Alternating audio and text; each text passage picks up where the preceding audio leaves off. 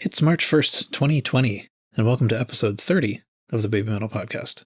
We gather in the podcast Discord server on alternate weeks to discuss news and thoughts on the past and future projects of Baby Metal.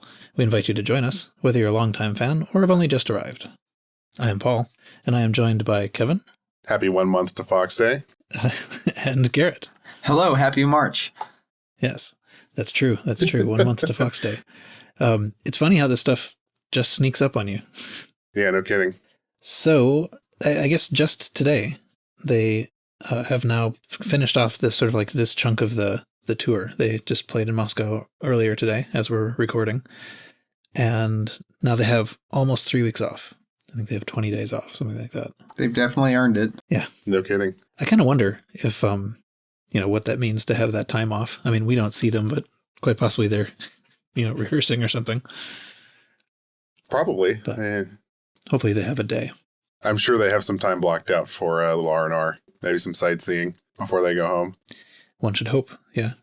So it was kind of interesting that they played in St. Petersburg, and then I think there was a day or two and a pause, and then they played in Moscow.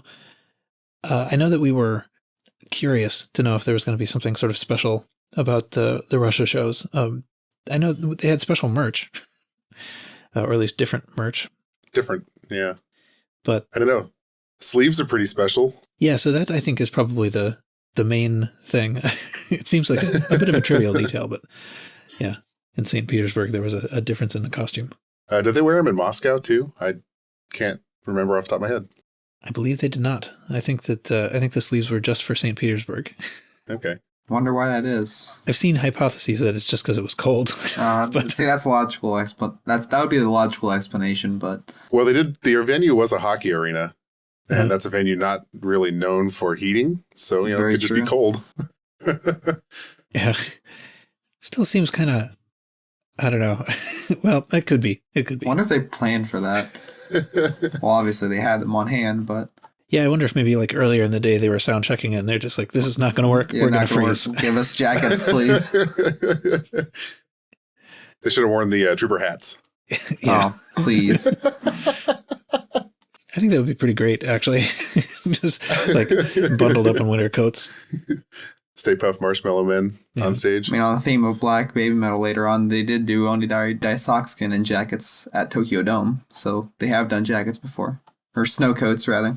Yeah, well, and I think even before that they did I forget which song it was. Maybe it was that in something like Christmas outfits or whatever. Like, yeah, that's what I was referring to.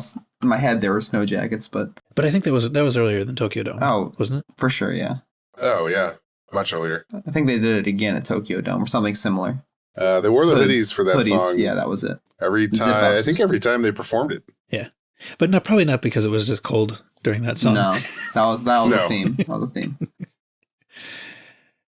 Anyway, yeah, so that's cool though. They played in Moscow. They did not speak in Russian though, as far as I know. Or at least in Moscow they didn't. I wasn't watching the St. Petersburg one too carefully, but all the sort of like audience interaction appeared to be in English. Mm-hmm. There was for the Moscow show, there was somebody who was doing I guess it was an Instagram stream of a fair bit of it.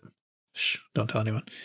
But and it was pretty cool, and it was, we could hear the immediate neighbors, and I have to say that they knew the lyrics better than I did. So, and they sang pretty well in tune. That was pretty fun though. What else? There was. Did you guys see the Sue's soccer move or football move? I did not see that. I heard about it though. Got quite the leg. Yeah, sure. She threw the mask during the middle of Make It Today, landed on the stage, and she caught all of it. She just gave it a good kick off the stage, and that sucker went flying. I was actually impressed. I don't think I could kick a plastic mask that hard. Yeah, it was what I thought. So we saw, I don't know, a couple of angles of this, and one of the shots that I saw of this was really, it was basically from the barrier looking over at it, so you could really sort of see it pretty well. And the Fox God crew guy was sort of like crouched there, and then the way she kicked it, I mean, it was I don't know soccer technique or whatever, but it was like she used the side of her foot. It was like very, it seemed very professional. Yes. So, but anyway, it was pleasing, and of course the Fox God crew guy pounced on it, and took off with it. But Hey, he made a nice save at the barrier. yeah, exactly. But I mean, I guess they never know quite where that thing's going to land. So Yeah. actually, we know somebody who where was this? I forget where it was actually, but who caught the mask. The mask actually went out into the audience, and the Fox God crew came and retrieved it. He didn't get to keep it, but that's pretty wild. That's happened before when they were using the white masks years and years ago. The Fox God crew did not retrieve it that time, as far as I know. Mm-hmm. In fact, I think there was a picture of it, I think, somewhere floating around the community.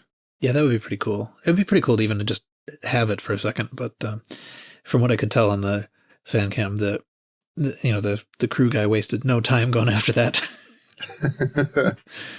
Not terribly surprised. Yeah. I mean, I know everybody says they're cheap and, we'll just let the people keep it, but, they know what they're doing. I think if that became a thing, the fight for people at center barrier to try and catch that thing, it would honestly just get dangerous and out of control. Right. Such a thing would possibly also, command a high price, except for the fact that they all look the same. Yeah, literally priceless. Well, in fact, you could buy them as merch, right? You can, yeah. But not one touched, held, used. Yeah. But good luck authenticating the mask. Yeah, sure. So let's see. What else? Are there other things you wanted to say about the ending of the tour? No, I don't think so. It's all kind of a blur, man. I mean, they're performing every day, every other day there for, almost a month? Yeah. How do you I can't even imagine keeping track of where you are, waking up in another city every day like I'm sure they're doing. Yeah, I'm sure they're nice to be able to go back home and just settle into a routine for at least a week or two. Mm-hmm. Mm-hmm. Someplace away from the bus. Yeah. Definitely happy for all the fans that got to see them for the first time because they went to so many new cities, which is really cool. Yeah, that's true. I mean, that's the big benefit of such a big tour is that they can really go to a lot of these places that they, never would have gone to if it was just a 5-stop tour. I do think it's worth mentioning on the Avengers side that Momoko just kind of took over there. Riho started the thing, and then Momoko ended up doing 10 in a row, I think, through Moscow. Yeah, that's pretty cool. Because I know I think last time we recorded, Momoko had only done 2 at that point, and Riho had done a big, long run before that. Right. It's kind of cool to see her get her time on the stage. Yeah. Saw a lot of Riho. But so it does, I mean, so they really are, they're keeping it pretty balanced. If you're trying to place odds, I mean, I suppose when they are having the same Avenger for many shows in a row, your bets become easier. But still. Yeah. So it feels like it's news that they announced the next round of the one. Of course, the next time period is I think it starts a ways into April, so it's like April 20th or something like that is when it actually starts. Sometime sort of late April, but the new merch piece, the thing that you have to buy in order to be a member is another t-shirt. Again, this time we can select the size. So, yep. And if you're already the one member, then you get a sticker too. Like last time, I think. Was there a sticker last time? Yeah. What was last time? Was last year the towel or another shirt? I don't remember. It was a shirt. Last time it was a shirt. I don't remember getting a sticker. Pretty sure I have it. I don't know where I put it, because I didn't want to leave it sort of in the bag, but right. But yeah, I think it was, it was a sticker sort of like it's sort of like the oncoming arc design. Mm-hmm. So, and it looks like, we have a new design too for the one website. So when I was looking at it before, I think we talked about this probably Legend Metal Galaxy or something, what the new picture was. Mm-hmm. And it looks to me like it was kind of like organized like a compass rose, kind of like the arc coming at you with sort of rockets going on the 45-degree angles. And I am no longer quite convinced that those are rockets. It looks a little bit even more stylized than that. There are all the regular admonitions about, like, in the future, you're going to need to use the new shirt. People who try to buy merch or tickets with the old shirt will be turned away. Right. And tickets for whatever's going to happen in October. If you want to enter those lotteries, you will probably need this shirt. Yep. There's no huge rush, but particularly if you're overseas, you have to get the thing in order to get the code, in order to get yourself signed up. So you don't want to wait too long because often the turnaround time on these things is so short that you couldn't order the shirt and get it and get the code and, get in the lottery in time. I think it depends on where you live. My one shirts from Osmart, well, anything I order from Osmart usually shows up to me within the week. I want to say 3-4 days maximum. Oh yeah, no, it's definitely pretty quick, but I still remember, I don't remember actually the specifics of it, but I remember there were a couple cases where like the lottery was starting and if you still had to order your shirt, you were not going to make it. Oh, sure. So I don't know if there's much to say about the shirt design, but I'm looking at it now. It's hard to even say what it looks like, but one thing that I would say is that, so there is kind of like a triangle shape at the top, but it does feel like there's more of a presence of the number 2 in the design than there was. I'm having a hard time seeing these 2s you're talking about. Well, I guess what I'm saying is that there's kind of like a left and a right. It's not the symmetry okay. of it I get you. Not 3. Sure. For whatever worth that is. We clearly got a lot out of all the symbolism on last year's shirt. So I do think it's worth mentioning Faku put together a video on how to buy your shirt and join the one if you've never done that before, and we can put that in the description for this episode if you've never done that and want to join the one for the first time. It's a pretty good guide on how to do that if you're not a Japanese speaker. Mm-hmm. So the primary outlet for all this stuff is Osmart, the Amuse outlet, and they do make a kind of an attempt to operate in various languages, English among them. And so you can click on English and you can do all of the stuff in a version of English. Right. Yes, a version of English. And it works fine, and that's what I've always done. But one thing I've noticed, if you do go into the Osmart site with Japanese on, it looks better. First of all, it looks much, much better. It doesn't look like this clunky 1990s website. But also, if you order things that way, it's possible to earn points. So I've never earned points. They owe me a lot of points if I had done it the right way, but I've never earned any. So it might be worth considering if you think you can really quite manage it on the Japanese site. Sure. Let's see what else. We know we have a date now for the WoW airing of Legend of Metal Galaxy. We knew it was going to be in April. We now know it is April 12th. For day 1. For day 1, yeah. Yeah, it's frustrating. They're airing day 2 in May sometime. I don't think we have the date for that yet, but it's a long wait. Yeah, I think they did that with Tokyo Dome, though I don't know how long they paused between showing each night. Well, I suppose even if it's in May, it could still be 2 weeks or 2 and 3 weeks or something, if it's right at the beginning of May. Be. Sure. Anyway, I think that might be the news. I think that's the news. Any speculations we want to make? I don't know. Not sure. Do you think we're going to get any new content over the next few weeks? Well, I hate to say it, but I could see them canceling dates. Just what's going around in the world right now. That's true. I guess that counts as speculation. Lots of concerts. Yeah. Lots of events. Lots of large gathering of people are being canceled. As unfortunate as that would be, I couldn't blame them for doing that. Yeah. I think Perfume canceled a night at Tokyo Dome. So that's a pretty big deal. That was just last week, I think. Yeah, I think BABYMETAL kind of lucked out in their schedule in that I think we'll know more before we get to a point where they have to make a go, no go decision. Yes. So I can see, Perfume canceling now, it makes sense because we just really don't know what's going on. It seems like all the news is that this, the virus is spreading quite quickly. So right. And I think we were talking about this before we started recording, but I think Sakura Gakuen canceled a couple of events also in the very near future.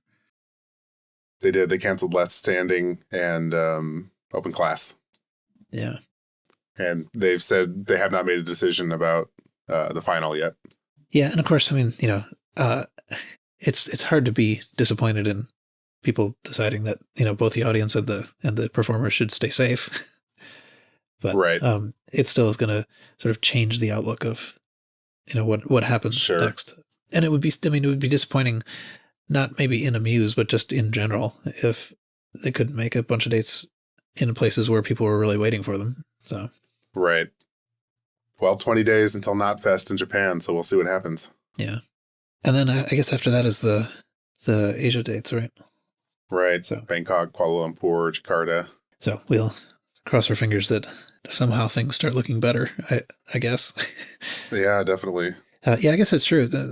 Cam Metal mentioned this in the chat, but I'm not sure what the extent is, but there's at least a fairly large-scale school closures in Japan due to this. Right. So, yeah, well, what the government did is they suggested that schools close early, but it's not mandatory. Mm-hmm. And it's really not as, well, I mean, it's a big deal, but I think the term is over. The term is over in mid-March, so there's only 2 or so weeks of school left anyway. Right. So from an academic standpoint, they're not missing out a whole lot. But, it'd be pretty crappy to be a senior and not have a graduation because of this thing. So yeah. And it's possible. I mean, it's always possible that, it's being overestimated in its impact. But I mean, like, it doesn't seem like it. It seems like it's fairly dangerous and hard to track. So yeah, we'll hope that everything works out in some good way. Yeah. We got a little bit of feedback. And I have to be honest, I haven't really been tracking the feedback as carefully as I probably should. So there may be feedback that I missed. But on the YouTube channel for the podcast for the previous episode, the one that was about IDZ, there was a comment by Rick who said he wanted to add, I guess we've identified, or we, like the fan base, has identified who the actor was who was the spirit of heavy metal in IDZ, which I thought was pretty interesting. Mm-hmm. So his name is Kyle Patrick Gibson, an American from California who taught English in Japan as well as being a foreign talent. And I guess the way this was found out was that, I guess it was on Boing Boing, Cory Doctorow posted a link to Gimme Chocolate and said sort of like, I forget what it was, but something like my head just exploded was the caption. And the guy who played, the hairy guy, right? Responded in a comment, saying, he was the only other human in this video. And later he responded to a couple of things. The second comment that he made said something like, let's see. Yeah, to be honest, I wasn't aware of Baby Metal when I got the job. They aren't as mainstream as AKB48, who are plastered everywhere. He was supposed to be old school metalhead, and a group of hip hoppers were bullying him. I guess it wasn't clear who was doing the bullying in IDZ, actually. Were they ever on screen? I don't think so. Yeah. Think so? So, I don't know. At any rate, thanks, Rick. Yeah, it was interesting to see a person involved in some of this actual creative process talking about it. Yeah. Anyway, yeah, so. To that point, though, we do try and read everything, so if you have a comment for us or a correction or you want to add something, let us know and wherever you're listening, and we'll take a look at it. Mm-hmm. Yeah, well, and I should say, I personally have been behind on reading the comments, but when I got there, Kevin had already responded, so. But I also will try to read them. Okay, are we ready to go into the topic? Perhaps we are. I think so. Yes. Okay, so the thing we want to do this time is talk about the song For no Uta, or song 4. I assume that pretty much everybody who's listening to this knows at least what the song is, but there's actually a lot about it that's interesting to talk about. So it has a kind of a story behind it. It's different from the other songs in a particular way, which we will get to. It was never released as a single or anything, but there's still kind of a lot of things we can talk about. Yeah, let's do. So I think we'll go through stuff like the different versions of it, the composers and lyricists, the lyrics, the song, what performances there are, choreography and stuff like that. It's kind of loosely organized here. But I guess, well, maybe I'll start with the beginning, thing, which is basically just that it appeared on the debut album. So, and it's a Black BABYMETAL song. So it's a song that is basically just performed by Moa and Yui in this kind of like subunit of the subunit of Sakura Queen. But there was basically, apart from the album version, there was one other version that came with the BABYMETAL Apocalypse limited edition. That's called the 444 version. And that is hard to get. Yeah. But, anyway, that's... Do you have one? I don't. This is one of the only like media things I don't actually have. Wow. I have the book, the Apocalypse, Baby Metal Apocalypse book, with everything Sure. but the CD, but they had two versions of it, one of them with the CD and one without. And, it's hundreds of dollars to get the one with the CD. I mean, I'm not saying it wasn't to get the one without, but I mean, like, Yeah. It's very expensive, particularly if you already have it without to get the one with. Are they out there? What is it like to get your hands on one? You can find them, but I don't even want to guess at how many hundreds it is, but it's 4, Sure. something like that. Okay. Perhaps it's not worth talking about this that much, but there's in this Baby Metal Apocalypse book, there are basically, it's a binder, and there are a bunch of different sections. I think it's somewhere like 4 or 5 different sections. One kind of comes with the binder, and then you sort of get the other ones separately. And one of the ones that you could get separately had the CD as part of it, and one of them just has sort of a cover that has a circle on it where the CD would be. And I'm sure they were sold for different amounts initially. I got here much later, but anyway, that had that special edition of it's basically a special edition of the first album, but it has the 444 version of Song 4 and also the unfinished version of Akatsuki. So that's it. I mean, you would think it isn't that notable, just because it's just a song on the album, but nevertheless, there's quite a lot to say about it. The next sort of section in the show notes was the music of it. I don't know to what extent this is going to work, but I don't know. Garrett, did you have any? Maybe I'll turn to you as the musician among us. Is there anything you wanted to say about it first? The reggae style is probably my least favorite part of the song, to be honest. Though that's what makes it unique. How do you guys feel about that? Like, as a metalhead, I like the more metal style, and they're definitely no stranger to switching up styles, obviously, with Metal Galaxy and all that, but I don't know how I feel about it. It's a turn-off for me. Huh. But all the other parts, like the chorus, is super catchy. So it does have the same, it has the kind of, canonical early baby metal structure of like switching back and forth between styles. And what you refer to is a very dramatic switch. Very dramatic switch. To the point where it's like jarring in my brain. I mean, you kind of get used to it after a couple listens, but it's not my cup of tea. It's funny. I mean, I kind of feel like it almost doesn't occur to me anymore that it's jarring, because I mean, that's just what comes next in the song. I've listened to it so much. I can kind of describe it. I can kind of compare it to Starlight, because there's a couple transitions in Starlight that do the same thing for me. It's like a sudden jar and beat, and change of the beat and the tempo. But in Song 4, it's just a sudden change in entire genre. Yeah. But they're giving you that what is going on feeling, right? Yeah, of course. It's not even necessarily a bad one either, but I mean, I don't know how to articulate my feelings any further than that. Besides, I like the song because it's a baby metal song, but I don't like the song because of the way it's structured. Huh. The way it starts off, there's kind of a rhythm that it starts off with.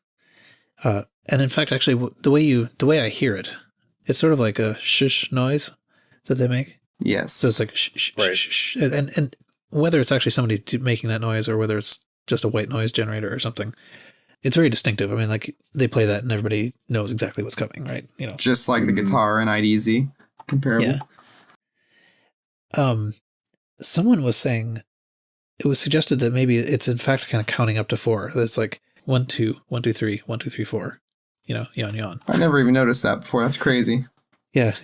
And doing it in my head, that's right. But I mean, the song, I mean, as we talk through it, I mean, like, the song has just like 4s everywhere. It's kind of crazy. Without even getting started on the imagery and their choreography. Yeah. Oh yeah, I was going to say that it really does feel to me at the beginning, and maybe even sort of throughout, as like a sports cheer. Like, can you not imagine cheerleaders doing this? Yeah, totally. Yeah, kind of good, yeah. I mean, they sort of set it up and then the whole audience goes, Yon Yon, right? Right. We start with that kind of like the cheer, and then there's this, what is perhaps like an over-the-top kind of dramatic build-up. And then eventually they get to the words. And I mean, we'll talk about the words maybe in more detail, but obviously enough, there's the sort of first part it's just like a counting song, right? It's like 1's followed by 2 and 2's followed by 3. And I guess it is really chunked into pieces, so there's this sort of like metally county part, and then the chorus part becomes a little bit more melodic, and then this extra heavy bridge, and then suddenly they're doing this like clean reggae, and then Right. They alternate a bit more. So it's really in a lot of different chunks, and then they go back to the cheer, and like Master of Puppets is hiding in there somewhere. Like if you've ever learned to play Master of Puppets, you're halfway there to playing song 4. Sure. I could hear that. Yeah. I saw a note somewhere saying somebody claimed that was intentional. I mean, and it probably is anyway. Like I don't understand the credibility level of the source, but it seems plausible that that is specifically on purpose, that this is basically Master of Puppets. I think that's plausible. We know they draw inspiration from Legends of Metal, Metallica being one of them. Okay, so I am intending to kind of go through the lyrics more carefully, but one thing that differentiates the normal version from the 444 version is that there's a little bit of a talking back and forth that they do in the second reggae chunk. Yes. That's basically the only difference with the 444 version. Oh, I had a theory about this. You guys can see what you think about this. I think my theory fell apart right away. But in the middle of the song 4, there's this weird like spring sound. You know, so it goes boing. Right. Which, you know, yep. I mean, it's just comedy, right? Yeah. But actually, I noticed that sort of like echoed to me with GJ as well from Metal Resistance, that there's a cowbell, like a gratuitous cowbell in the middle of the song as well. Yes, there is. Which also feels like similarly comic. And I had at that point decided that this is just what they do in Black Babymetal songs. But then after that, I couldn't figure out what the other ones were. So the other two are Sis Anger from Metal Resistance and Onodari Daisaksan from the first album. But unless it's the little Limp Bizkit sample, I can't think of what the comic element is in either of them, really. I would consider that a comic element. Okay. That noise, Yeah, it's like, I mean, it's clearly a spoof off of something another band did previously. Maybe not for comedic effect per se, but then I was at a loss with Sis Anger. Do any of you sort of like have that enough in your head that you can find some comic sound in the middle? 5 minutes. I actually have that on my main playlist. Give me a minute. Anyway, yeah. So it's possible that that's like part of what it is to be a Black Babymetal song, or it's possible that I was just making stuff up. I think that's a curious trend that almost went all the way. Yeah. We were talking a little bit about the sort of like concept of viewing metal from a like a little girl perspective or whatever. And I kind of see it sort of seems like Black Babymetal does that even more. I mean, like this is even more dramatically like a little kid version. Yes. I'm not sure if we'll ever talk about Onodari Daisaksan, but I remember thinking that was just hilarious as soon as I got a hint of what was happening there, because it's kind of like songs about crime or whatever, except that the crime is like trying to trick your parents into giving you money. It's just like such a child view of a crime. Yes. I couldn't think of anything special in Sis Anger, but next time I listen to it, I'll pay a little bit closer attention. Yeah, I know I will. I kind of skipped through it earlier today and didn't come up with anything. Though it might be somewhat sacrilegious to say this, but that's, you know, if I have a least favorite song, that might be it, Sis Anger. So I don't know it as well as I know some of the other ones. It's not very high on my list either, if I'm honest. It's like, I listen to a lot of music, and I make several different playlists, and Sis Anger is one of those that always manages to follow me to the next playlist. Yeah. Something about the energy of it just wakes me up enough to want to go to work. Well, that's pretty cool. I've definitely, you know, from sort of just hanging out on the Discord and stuff, it's clear to me that I am not not everybody shares my opinion about these. Like, so pretty much any song you pick, it's somebody's favorite. Anyway, what was I'm not sure how we got here. I think I was just mentioning the sproing sound. Yes. Yes, it was just the spring sound. A spring led us on that path. It is funny, though. I mean, even if you weren't already smiling up to that point, you just can't help it, even if you know the song super well. Uh-huh. Okay, so maybe we can go to the major thing about this song. I mean, we will get to the lyrics eventually, but it's kind of the origin story, the credits of the song that kind of sets it apart.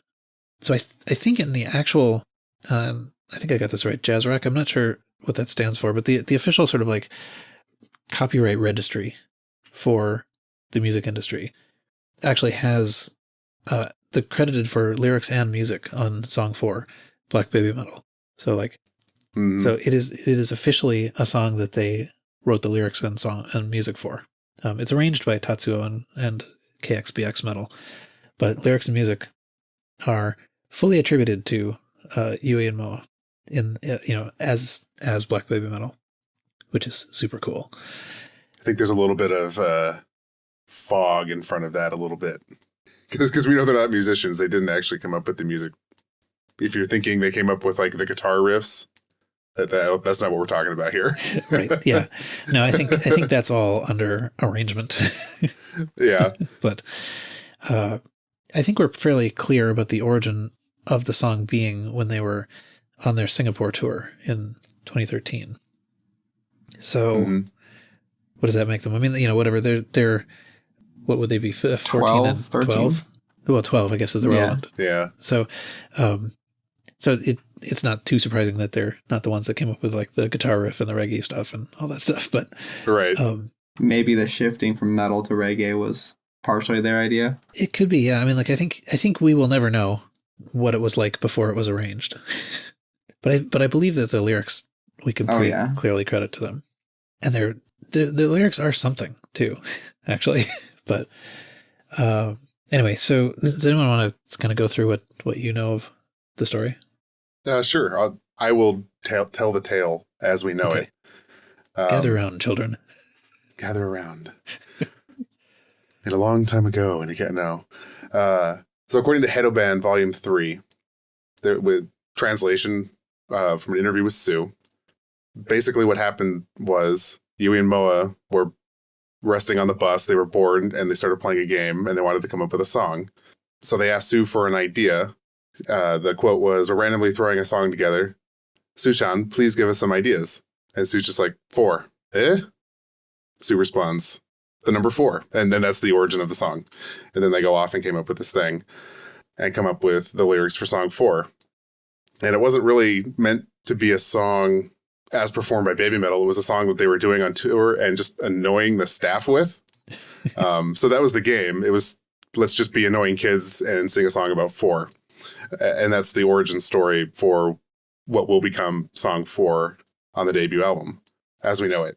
Yeah, so I think my guess, so we know Hedoban, the magazine, or music periodical, I guess. It seems too thick to call it a magazine. But at any rate, they've been very supportive of BABYMETAL. They've had a bunch of very good interviews. And in Volume 3, they had interviews with Sue and then interviews with, I think, maybe all 3 of them. But there was definitely a version. There was an interview in there that was not just Sue. It had Yui and Moa. And right. So I actually looked at this, like I have this issue and I was looking through it. And there's a chunk of this that's clearly about song 4. I mean, it goes on for several columns. It's basically, I think it's mostly Moa talking about it, but they're all sort of like chiming in about what's going on with this song.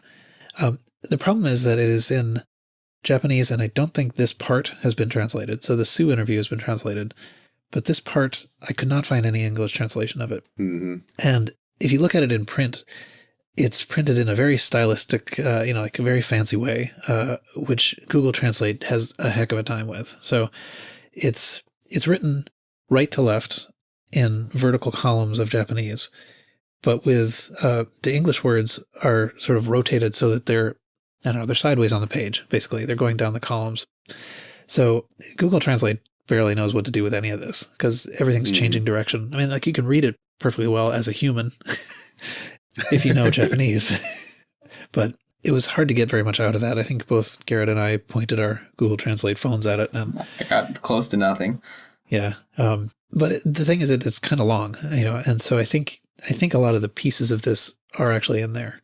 But so I looked at a translation of something else that was written in Japanese, but was, I think, talking about this interview that got a little bit more out of it. So it was basically in the car from the hotel to the venue in Singapore. They would often play and sing improvised songs just like on the spot. That was like the game. So they had previously had songs about like a banana song and a wood song, and they were basically expressing confidence that they could make a song on any subject. And so he said, all right, here you go. 4. And I guess a little while after they got back to Tokyo, Moametal, approached them with the tape recorder and, said, sing that again. Mm-hmm. But yeah, and so there was actually, maybe this is the right place to talk about it. I don't know. The main arranger of the music is somebody named Tatsuo, who is later on also known as Tatsuo Metal. And this person, I mean, so there's some other credits that we kind of know about Tatsuo. He's related to a band called Everset and wrote songs for, or arranged maybe some stuff for a band called Golden Bomber. These are bands that I do not know. One tidbit that I haven't been able to verify, but seems plausible is interesting, is that Tatsuo may have been responsible for arranging Chikoto Love, which that's cool. Oh, interesting. That was Yui's solo song, like the metal version of it. It's related to Morning Musume originally, but it's like subunit of Morning Musume or something. There's a specific, not quite Morning Musume, but yet Hello Project group that was responsible for the original version of Chikoto Love. So those who know this are, shouting and throwing their podcast device across the room, but it's something like that. But anyway, I think that was a connection that, I was very interested to learn about. I didn't know that. So, but Tatsuo is also responsible for Onodori Daisakusan, Metatoro, Tales of the Destinies, and The One. All of these were sort of co-arrangements. So, Metataro with Ryu Metal, Tales of the Destinies, and The One with Mishmash. Omajinai is Tatsuo's, and Shine. He's touched every single album. Yep. And it's interesting, too, that there's a DNA line between Song 4 and Shine. Yeah. Anyway, yeah. So, I mean, I think everyone who knows the story, anyway, kind of loves the song for it. I mean, like, that this is their song. They invented it. Mm-hmm. There's an interview. So, I don't know what to call the interview because I didn't look it up. I should do maybe one hair more homework on this, but everyone will know what interview I'm talking about if I describe it, because it was this crazy thing where they had I'm not quite remembering how this works. It was doubly translated. There was like someone. Oh, it was the Italian interview. Yeah. Right? Yeah. So he would ask the question in Italian. Right. So it was the most ridiculous game of telephone. It was an Italian interviewer speaking Italian to somebody who spoke Japanese and Italian, who translated the Italian to Japanese. So it's just this long circle back and forth. And it's a really long interview with not a lot of substance because it takes about an hour per question. Yeah. And I mean, come to think of it, I'm sure most of the English interviews are actually like that, but they don't show us that intermediate step, right? Yeah. So, but anyway, in that, there was a question that was, I forget exactly what the question was even, but Yui kind of excitedly started saying, sort of telling the story that Yuimetal and Moametal wrote the lyrics for Song 4 while they were in the bus during rest time, since they had a bit of spare time.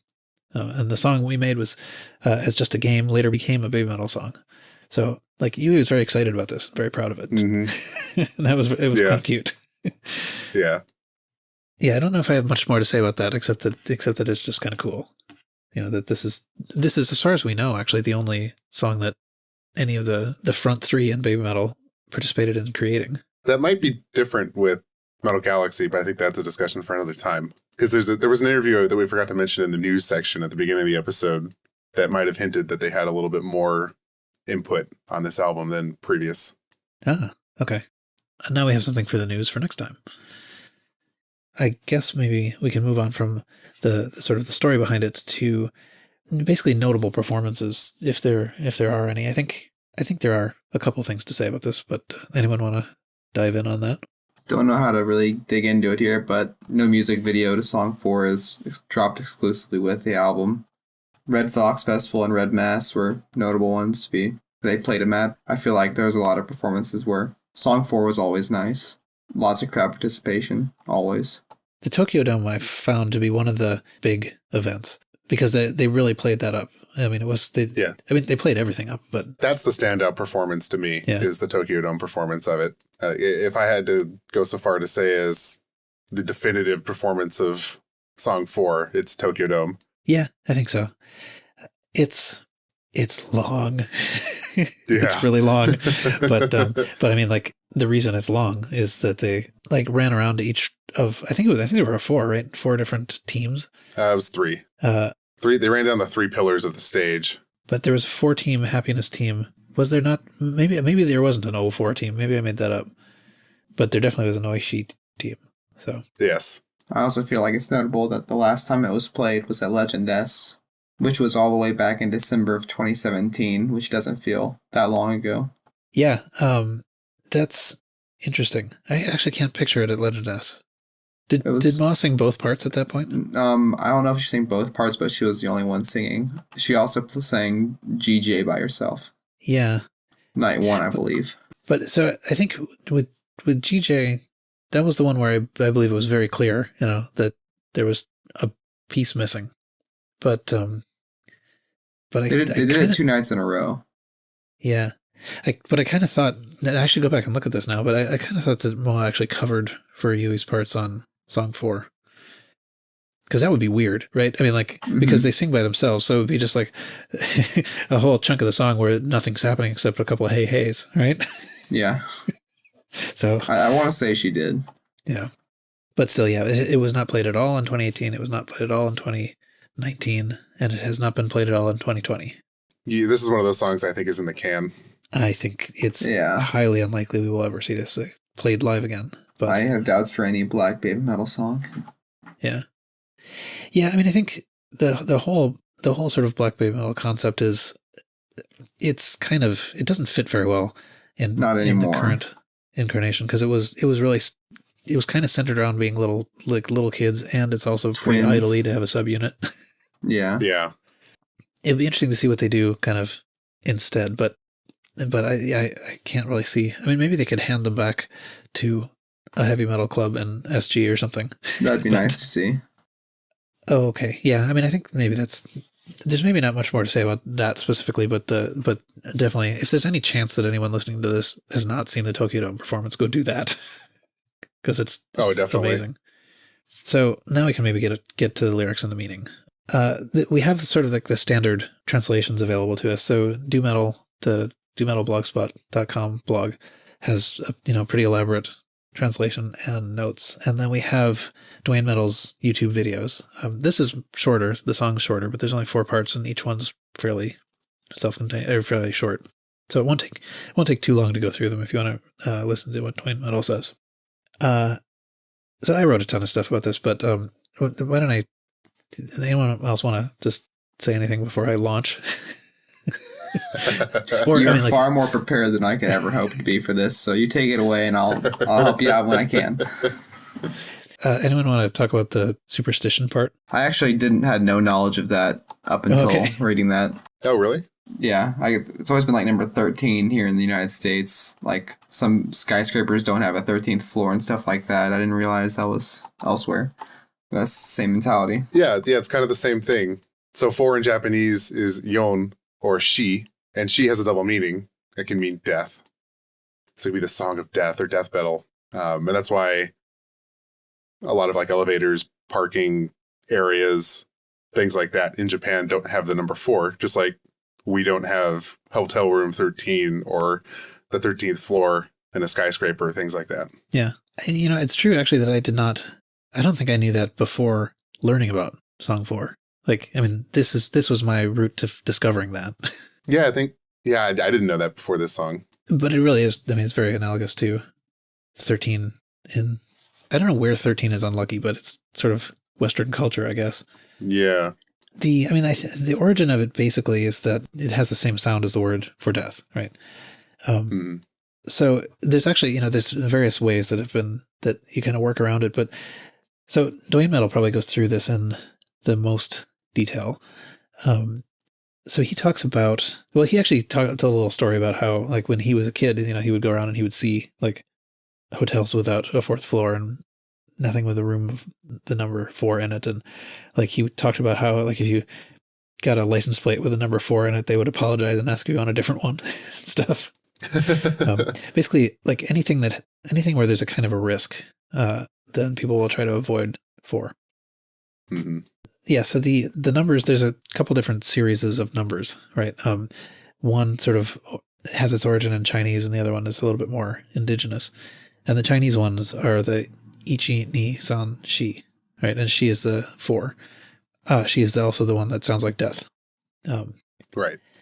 And Shi is also the thing that sounds like sh, like the sh at the beginning of the song. Right. Right. But anyway, so the indigenous ones are he, who, me, yo, right? And as I say those, anyone who has heard Awadama Fever anytime recently will say, oh, yes, right, of course. Because they say they do this. Right. Right. Ich ni san shi, he, who, me, yo, right?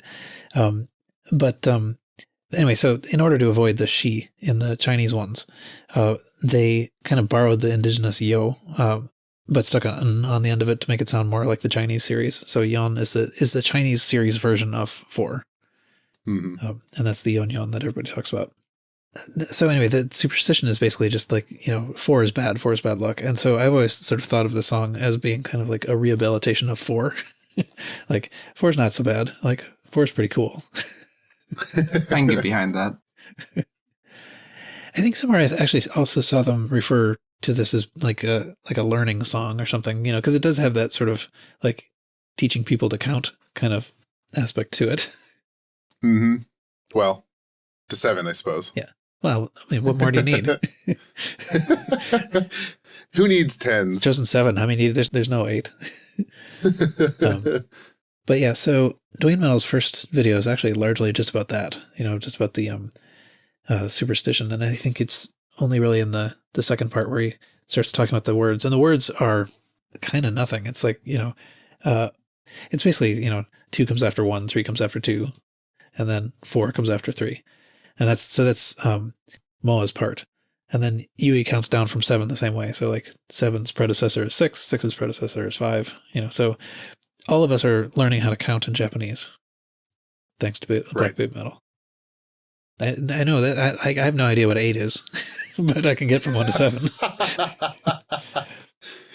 You don't need it. It's okay. Yeah.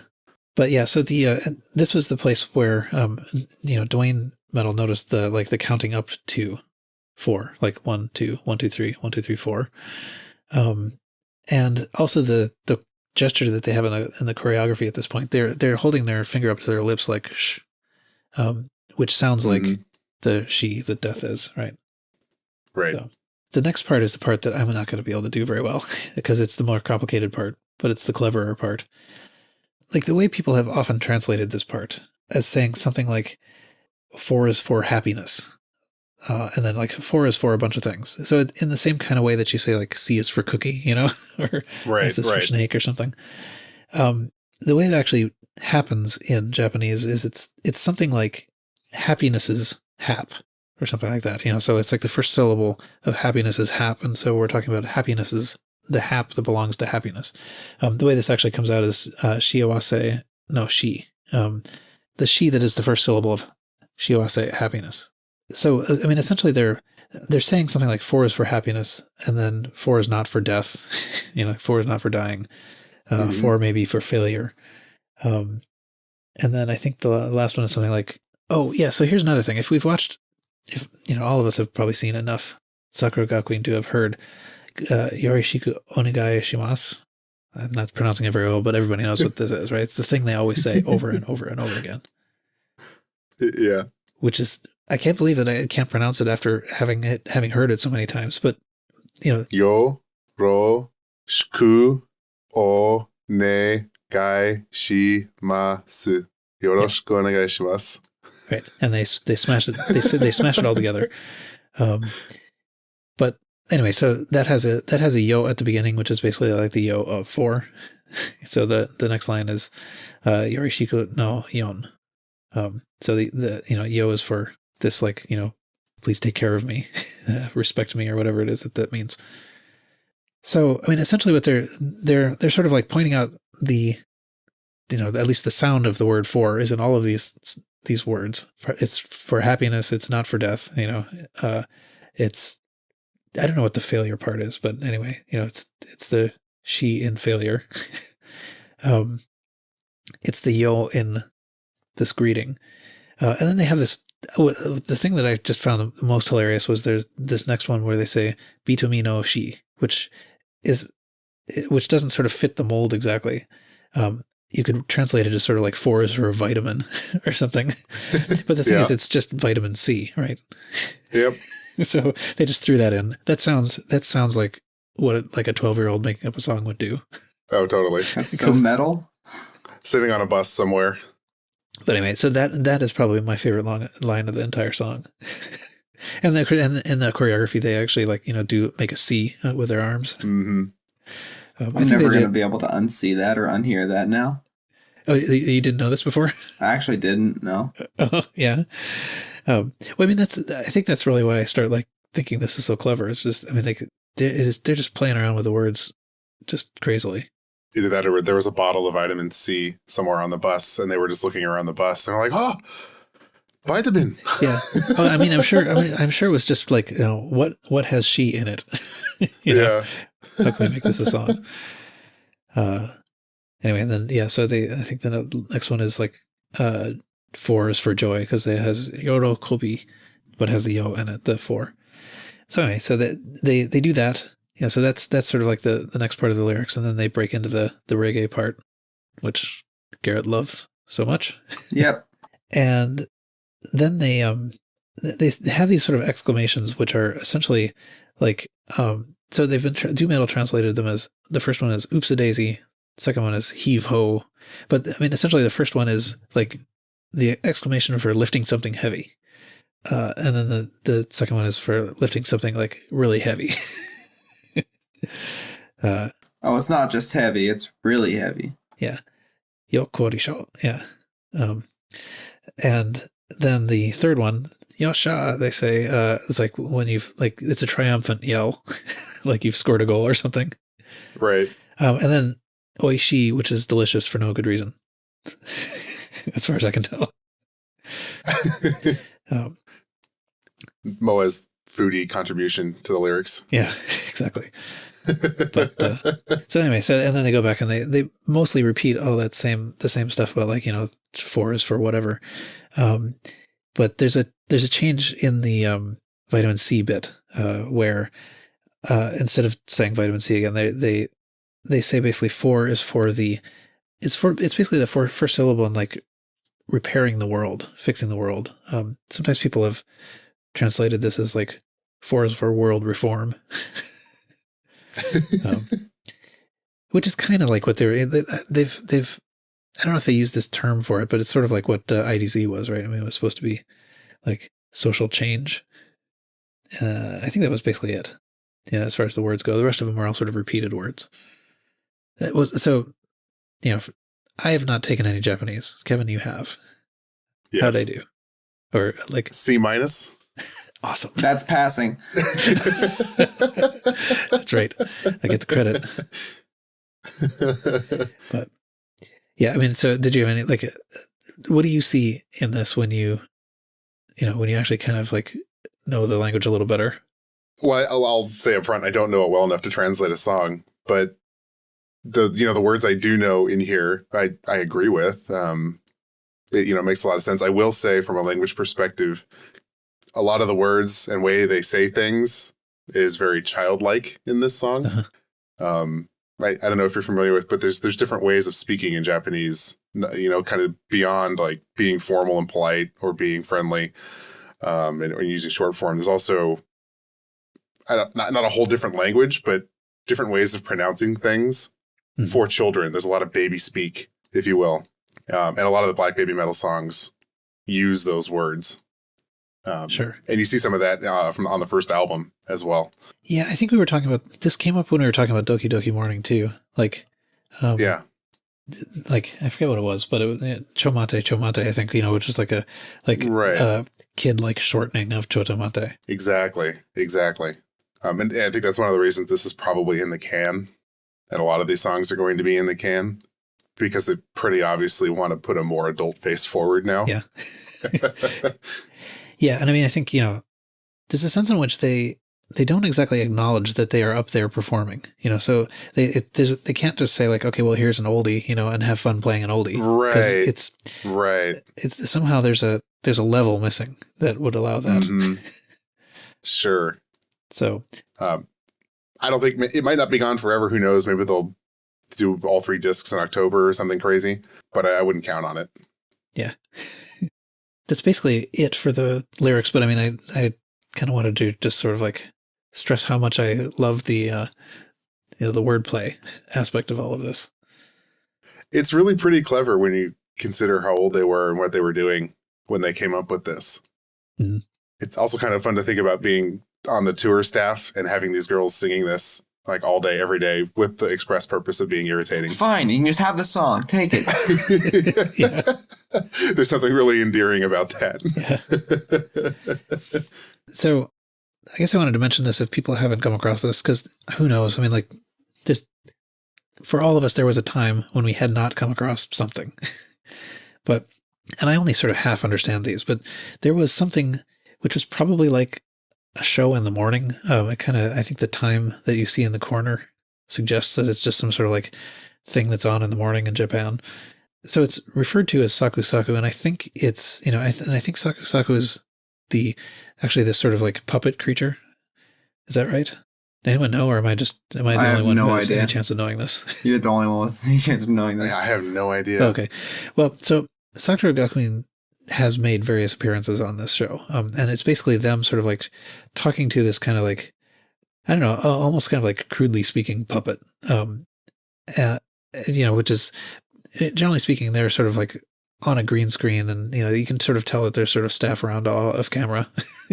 But, so I think it's basically just a way that they can get some television time. And, so occasionally Sakura Gakuin will send people off to this, and Mo and Yui have been on it a few times, but there were 2 songs that are sort of like we know that they performed, basically, like they invented and performed. And one of them was this like fried bread song, and the other one, I wrote "Eat to Fight" here because I think I copied that from something else. Yeah, but anyway, it's essentially like little songs that Moa invented. And the fried bread one they did together. But this is just supposed to be sort of an example of the kind of thing that Song 4 probably is. So I'm sort of hesitant to put YouTube video links to things like this in searchable show notes, because it just feels like, here, AmuseBot is the list of things to take down.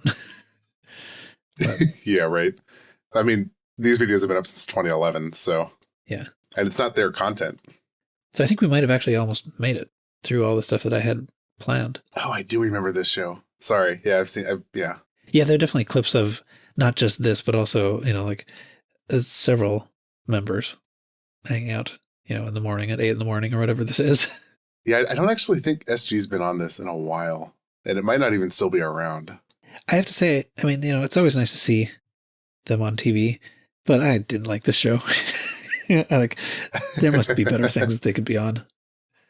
I think I often don't like, any of the hosts of shows that Sakura Gakuin is on. At some point, just being on TV in front of a huge audience is worth it. So we are recording this at a time when not everybody can be here in the chat. And we had someone asked, Loon asked in the chat ahead of time, basically whether this is the only time we're going to see something that they participate on and finally record. So I guess that gets to the possible speculations about Metal Galaxy 2. But he was sort of mentioning that Sue at one point, and I'm pretty sure this was it was in like the extra on one of the versions of the 2011 album, I think, where they were sort of saying farewell to Sue. So they sort of like had put together a kind of like a little book, and where everybody's reading emotional things about how they're going to miss Sue and what Sue meant to them and all that. But right. But ahead of that, Sue had this little sit down with Mori Sensei, like sort of talking about what she wanted to do. And one of the things that she said she wanted to do was kind of like, possibly do songwriting. So we know that when she was a little kid, Sue wanted to do this. We don't know what that means in the future, but what do you guys think of that? I like to think that maybe one day she'd have a higher input, or at least a more public known input on the lyrics of songs and stuff like that. Because I'm sure there's instances in the past where she's had her input in songs like on Metal Galaxy or Metal Resistance, but we don't really know for sure on that. Maybe in future albums we could get confirmation that she had a higher role of writing the song, or maybe even Moa helping writing songs too. Now that they've grown up a little bit, I think they have a better understanding of what needs to happen in order to make a song. Yeah, it's really interesting. It's something we could definitely talk about for a while. It's kind of a hard question. I want my inner fan says, of course they should do this. I want them to do this. That would be awesome. I mean, what they're doing now is working, but if that's what they want to do, I think I'd rather see them do what they. I don't know. It's hard to say. Yeah, I mean, that's kind of what I'm wondering. Like, surely this is impossible, but what if she's not very good at it? Then what? I mean, like, what if she really wants to do this and then it doesn't turn out all that great? And, so then what do you do? I mean, I guess you want her to be happy, but might be at the cost of like maybe kind of flaky lyrics. Talk to the other songwriters, maybe get some more influence. Yeah, perhaps that's how she'd get better. Let's, of course, this is a remote possibility, but it's a funny thought experiment, though. Oh yeah.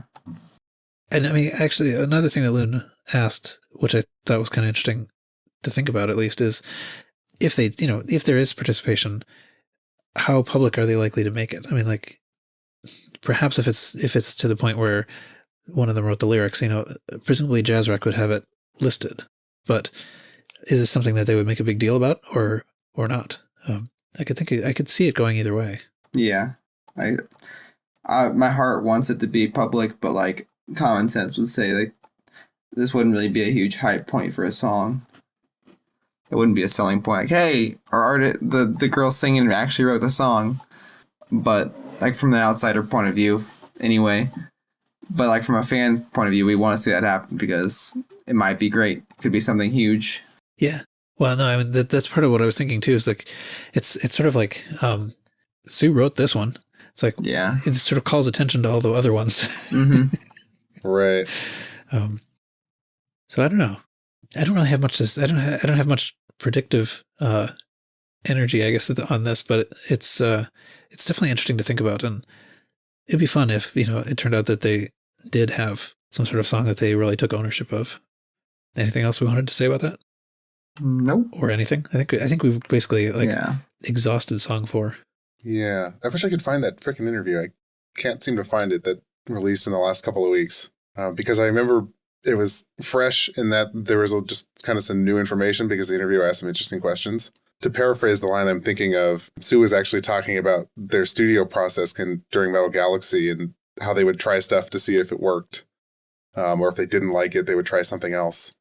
And that's what I was referring to when I was saying that there was an interview and, maybe they do have more control and more input on the direction of the music now. Uh-huh. But for whatever reason, I just cannot find it right now. I guess I've always assumed, too, that there are many, many versions of these songs that have been recorded and, like A/B tested it, right? So probably. Like, I imagine that a lot of these songs have had different interpretations of the vocals tried out. And I mean, it sounds like we read something about BMC, being right up to the last second working on that. Yeah, I would expect that at least if there was something that Sue did not want to sing, or said like, this sounds dumb, how about this instead, or something, that would happen. And I do, I do like to think that they're sitting there at least for a large chunk of the time in the sort of mix evaluation rooms. It'd be fun to be a fly on the wall for that. Yeah. Oh, for sure. All right. Well, maybe we can sort of park song 4 for now. Though if there's some obvious thing that we missed or some other comment you want to make, we read our feedback. So we'll try to talk about that more next time if stuff like that comes up. Maybe now we can actually talk about what our plan is. It looks pretty stable for next time. We're pretty psyched about this. So maybe I'll hand it to Kevin to talk a little bit about what the person that we're planning on bringing on to talk with us next time does. Sure. So for our next episode, hopefully recording in about 2 weeks, we have a friend of mine who is a concert and sports photographer who actually shot Baby Metal when they came through California in 2014. He shot them on this tour as well in San Francisco and at the Forum. So we'll be talking to him about kind of his background, how he got into it, what the process is like shooting a Baby Metal concert, working with the group, that kind of thing. So it should be pretty exciting. If you're into photography, if you're into anything and kind of want to peek behind the curtain at something not a lot of people get to hear about, that'll be the episode for you. So look forward to that. Yeah, I am. I have a million questions. I'm very, very eager to hear about this.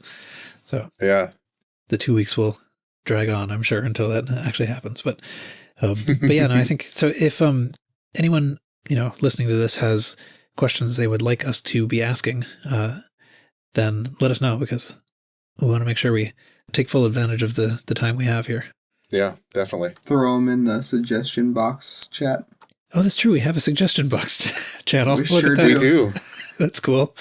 I mean, it's set to light up when anything's new there, so I'll see it if something new goes in. So, all right. I think I'll close this off unless any final word. Word. Awesome. That is the best final word there could be. So that's it for this episode. You can join us on the Baby Metal Podcast Discord to continue the conversation. Rating the podcast on whatever platform you listen on will help people find it, so please do that. We'll be back here in about 2 weeks, and we hope you'll join us then. And until then, see you.